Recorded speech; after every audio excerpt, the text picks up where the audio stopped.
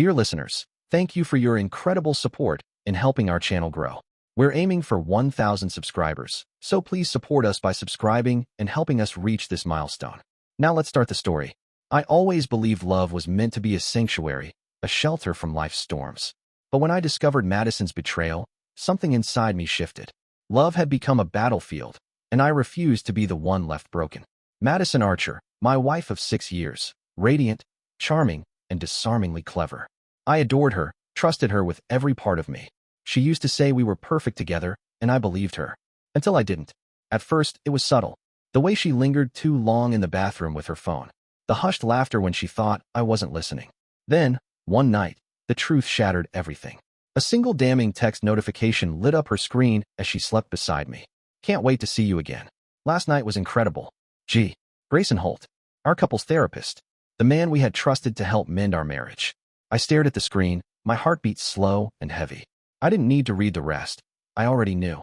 I turned to Madison, her lips slightly parted in sleep, looking peaceful, almost innocent. A liar. A traitor. She thought she was untouchable. Gently, I placed her phone back into her hand and pressed a soft kiss to her forehead. You have no idea what's coming for you, I whispered. For days, I played the part. Careful, calculated. I smiled at the right moments, kissed her forehead in the morning, even humored her when she asked if I was feeling better. Better? No, but I was getting there. I started researching islands, secluded, exclusive, the kind of place only a select few knew about. It took weeks, but I found the perfect one. A private retreat in the South Pacific, accessible only by a single charter plane. No nearby villages. No cell towers.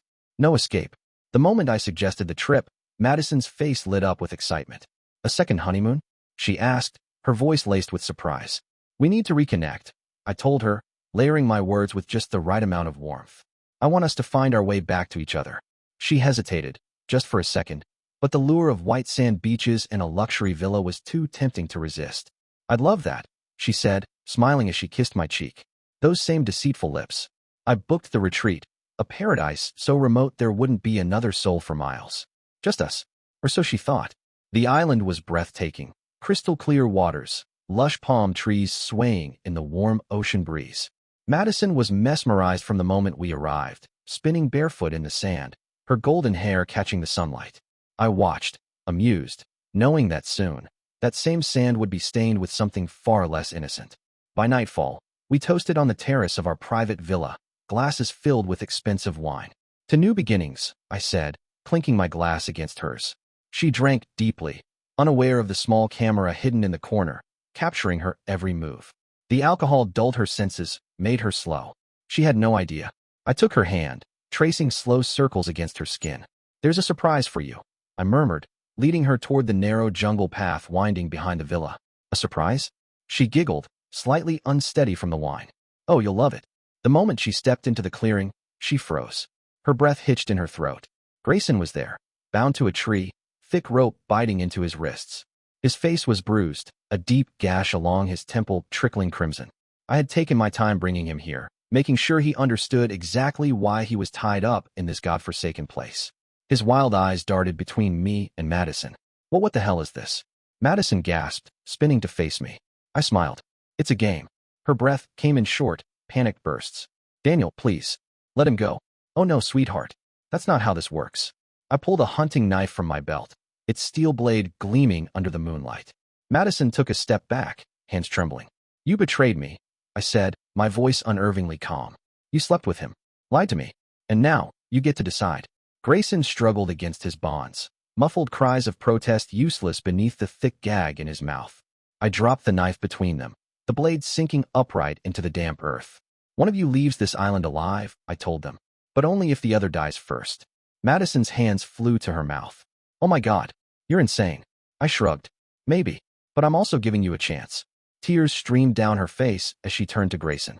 This is a joke, right? This isn't real. Grayson's muffled screams told her otherwise. Then, I cut his bonds and stepped back. He lunged for the knife. Madison shrieked, scrambling away, but he was too fast, his fingers wrapped around the hilt. He turned toward me, but my own weapon was already raised, a gun this time. He hesitated. He knew if he came for me, he'd be dead before he got close. You want to live? I asked. Kill her. His grip on the knife tightened as he turned to Madison. Grayson, you wouldn't. she whispered, her voice shaking. His eyes flicked between me and the gun, calculating. And then he moved. Grayson lunged, desperation twisting him into something primal.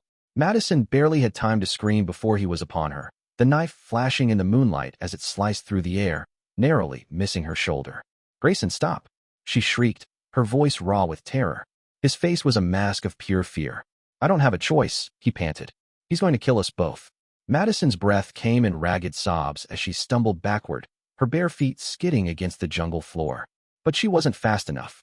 Grayson tackled her, pinning her beneath him, his weight pressing against her chest, forcing the air from her lungs. "You should have just stayed loyal," he hissed, his eyes wild. Madison's hands flailed, desperate, grasping for anything, until her fingers found a rock, smooth and heavy. With every ounce of strength she had left, she swung. A sickening crack echoed through the clearing. Grayson's body jerked, the knife slipping from his grasp as he toppled onto the ground beside her. Dazed, Madison wasted no time. She scrambled to her feet, grabbed the fallen knife, and staggered away, gasping for breath. I watched from the shadows, intrigued. Madison had more fight in her than I had anticipated. But she didn't run. Instead, she crouched low, gripping the knife tightly to her chest, scanning her surroundings. "Smart girl. Daniel," she screamed, her voice raw. "You want a game? Let's play." A quiet chuckle escaped me. She was cornered, and she knew it. Stepping out of the darkness, I moved slowly, deliberately, the gun resting easily in my grip. The moment she saw me, a fresh wave of panic washed over her. "Why?" she demanded, her voice shaking. "Why are you doing this?" "Because you took everything from me," I said simply. "I gave you loyalty, love, everything you ever wanted. And you spat on it." She swallowed hard. "Daniel, please." I tilted my head. "No more begging, Madison. Let's finish this." She turned and ran. Not toward the villa, not toward the dock where the boat had left us, but deeper into the jungle. Good. She was leading herself exactly where I wanted her. I followed at a steady pace, letting her think she had a chance. The jungle was dense, the thick canopy swallowing most of the moonlight. I could hear her crashing through the undergrowth, her ragged breaths slicing through the stillness. Then, silence. I slowed, my finger tightening on the trigger. Was she hiding? Or had she finally realized the futility of escape? A rustle to my left. Too late. Madison lunged from the shadows, her stolen knife slashing through the air. I barely dodged, the blade grazing my arm. The sting was instant, hot blood trickling down my skin. I grinned. That's more like it. But she didn't wait for me to recover. She ran again. Now, though, she had my blood on her hands. And that made things interesting. She had one advantage: desperation. And desperation made people unpredictable. She must have realized the jungle would only trap her, because she doubled back, sprinting toward the beach. I followed, keeping my pace measured. Let her think she was gaining ground. The moment she burst onto the shore, her legs buckled beneath her. The moon cast the sand in silver light, illuminating the empty horizon. No way off the island. The boat was long gone. "It's over, Madison," I called, stepping onto the beach behind her. Nowhere left to run. She turned, chest heaving, the knife still clutched in her white-knuckled grip. "Then come and get me." I smirked. "Gladly." I raised the gun. But before I could pull the trigger, a sound split the night, a low, distant hum. My blood ran cold. A boat engine. Madison's head snapped toward the horizon. A small vessel, barely visible against the dark waves, was heading straight for the island. No, no, this wasn't part of the plan. "Help!" Madison screamed, her voice raw as she sprinted toward the water, waving her arms frantically. Panic surged in my chest. I couldn't let this happen. I couldn't let her escape. I raised the gun again. Agony tore through my shoulder. The shot went wild, missing Madison completely. I staggered back, stunned, my fingers flying to the wound. Warm blood slicked my palm. "Grayson." I turned just in time to see him collapse onto the sand, the rock he had hurled at me slipping from his fingers.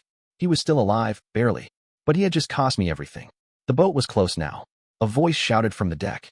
Flashlights sliced through the darkness. Madison's sobs filled the air as she stumbled toward her rescuers. I had mere seconds to decide: stay and risk capture or vanish into the jungle, leaving them to believe I was never there. With one final glance at my bleeding wife and her barely breathing lover, I turned and disappeared into the trees. They thought I was dead. The news reports were almost laughable. Wealthy entrepreneur Daniel Archer lost at sea, they claimed. A tragic end to a honeymoon gone wrong. No body was ever found. Madison spent weeks in the hospital, recovering from her injuries. She told the world how I had lost my mind, how I had kidnapped her and Grayson, how she had barely survived. They ate up every word. She became the tragic widow, the victim of my madness. I watched from the shadows as she moved on. 6 months later, she remarried. And that's when I knew it wasn't over. Half a year had passed since I vanished into the jungle, leaving behind a storm of chaos and betrayal. The world believed me dead, lost to the sea. Madison's grief had been a well-rehearsed performance for the cameras. She moved on faster than I had expected, stepping effortlessly into a new life, a new love. Her new husband, Robert Langford, a wealthy real estate mogul, a man with deep pockets, but not deep enough to protect her from what was coming. I had spent those 6 months preparing, planning, ensuring that this time, I wouldn't just scare her. I would destroy her. The Langfords were hosting a lavish charity gala, a night of wealth, glitz, and high society. The perfect stage for my grand return. I secured an invitation under a false identity, blending seamlessly into a sea of extravagance. Just another masked guest. Madison looked stunning in her deep red gown, the very color of blood. She laughed, smiled, wrapped in the security of her new husband's wealth. Robert, blissfully unaware of the monster in their midst, held her close. Then, across the ballroom, our eyes met. Her face drained of color. I smiled, raising my glass to her. She dropped hers. I found her in the empty hall leading to the private gardens, her breath coming in short, panicked bursts. "You're supposed to be dead," she whispered. I stepped closer, my voice calm. "I am. And yet, here I am, watching you move on, loving another man. Did you really think it was over?" Tears welled in her eyes, but I wasn't fooled. Madison was a survivor, just like me. "Please, Daniel," she whispered. "Don't do this." I chuckled. "You think you have a choice?" Leaning in, my lips a breath from her ear, I whispered, "I'm going to take everything from you, just like you took everything from me." She shuddered as I pulled away, her horror unmistakable. "Enjoy the party, darling," I murmured. "It's your last." That night, I made my move. Robert Langford's empire was built on secrets, and I had uncovered enough to tear it all down. A single tip to the media, an anonymous call to the authorities. By morning, Robert Langford's empire was in ruins: financial fraud, embezzlement, tax evasion.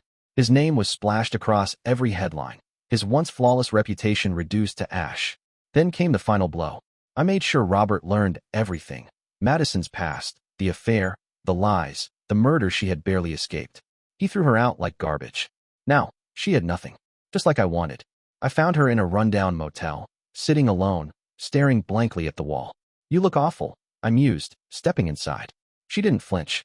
"You win," she murmured.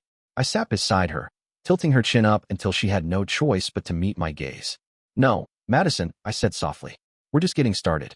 A flicker of defiance returned to her eyes. "What more do you want from me?" she whispered. I leaned in, my voice a breath against her skin. "I want you to know what it feels like to have nothing, no money, no security, no future. I want you to be afraid every time you close your eyes, because I will always be watching." Her breath hitched. "You're a monster," she choked out. I smiled. "You made me one." And with that, I walked away, leaving her to drown in the wreckage of the life she had built. She would live, but she would never be free. Months passed. The world moved on, forgetting the name Madison Langford. But I didn't. From time to time, I left a single rose outside her motel door. A reminder. She would never know peace. And I would never stop watching. Dear listeners, please share your thoughts in the comments section below and don't forget to like, share, and subscribe.